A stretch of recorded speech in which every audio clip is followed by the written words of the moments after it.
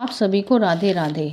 हमारे चैनल पर आपका स्वागत है। वृंदावन में एक बहुत ही प्रसिद्ध विद्यार्थी था जो उनके गुरु थे। वो बहुत सिद्ध और पहुँचे हुए थे। गुरु जो थे, ऐसा होता था कि जब वो कहीं चले जाते तो एक कोई ऐसा था कि वो विद्यार्थियों को, जो कि गुरुकुल में रहते थे, उन्हें उठा उठा के विद्यार्थियों को पटकता था। एक दो बार हुई, मगर जब जब गुरुजी बाहर जाते और तब ये घटना घटती थी तो लोग चिंता करने लगे और विद्यार्थी भी परेशान होने लगे। पता नहीं क्या होता है, किसका नंबर आ जाए। आचार्य जो थे वे भी सबकी बातें सुन सुनकर परेशान हो गए थे कि पता नहीं क्या होता है। एक दिन रात में इसी चिंतन में बैठे थे, गुरुजी के सामने एक छाया प्रकट हुई। प्रणाम किया तो उन्हें लगा कि ये तो कोई जानी पहचानी सी काया लग रही है। उन्होंने कहा कि महाराज, मैं एक प्रेत हूँ, आपको शायद पहचान लग रही होगी, मैं आपका ही विद्यार्थी रहा हूँ। तो उन्हें लगा, अरे हाँ भाई, प्रेत नाम से तो वो पूछते हैं, ये कैसे हुआ, आपका जीवन क्रम कैसे खत्म हुआ।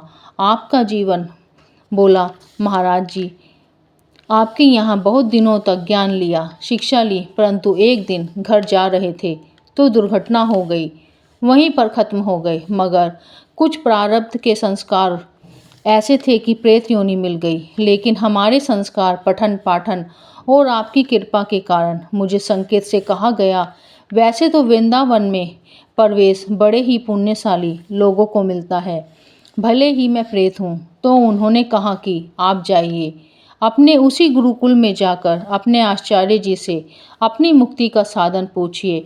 तो वो बोले कि बताइए, मैं क्या कर सकता हूँ। वो बोला कि मैं, महाराज जी, जब आप नहीं होते तो विद्यार्थी आपकी आज्ञा का उल्लंघन करते हैं और जो संध्या का जो क्रम है उस पर अधिकांश विद्यार्थी ध्यान नहीं देते, पठन पाठन नहीं करते, और मैं जो सदाचारी होता है, हम उनके शरीर के माध्यम से उनको माध्यम बना करके उन्हें हम प्रताड़ित करते हैं। और शायद आपको भी समाचार मिला होगा, इस तरह से उठा कर पटक देते हैं। वो बोले कि भाई, ये तो आप हमारा काम कर रहे हैं, बड़ी खुशी हुई, आप तो मेरे यहाँ एक तरह से अध्यापक का काम कर रहे हैं, जो नैतिकता की शिक्षा दे रहे हैं।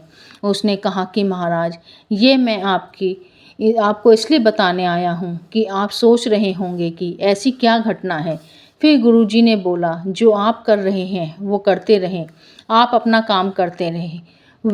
ये कि इस तरह की चर्चा फैल गई कि महाराज जी जब भी बाहर जाते हैं और विद्यार्थी संध्या का पालन नहीं करते, मंत्रों का पठन पाठन नहीं करते, गुरु जी की दी हुई आज्ञा का पालन नहीं करते, उन्हीं को वो पटक देता है।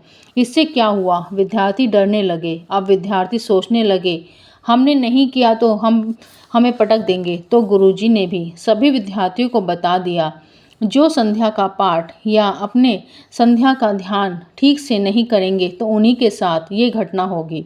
फिर तो धीरे धीरे सारे विद्यार्थी डरने लगे। वहाँ का सारा वातावरण शांत, आज्ञा पालन वाला हो गया था।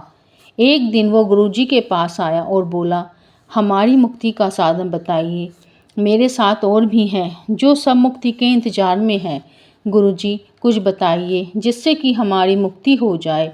आपकी कृपा से तो गुरुजी ने अपने विद्यार्थी और जो भी उसके साथ थे उन सब के लिए ऐसा कहेंगे कि अपने विद्यार्थी की सद्गति के लिए गुरुजी ने भागवत गीता का आयोजन किया, जो कि हमारे संस्कार होते हैं। अच्छे तो मरने के बाद भी कुछ आत्माएं अपने संस्कार के जरिए अपनी मुक्ति का मार्ग ढूंढ लेती हैं।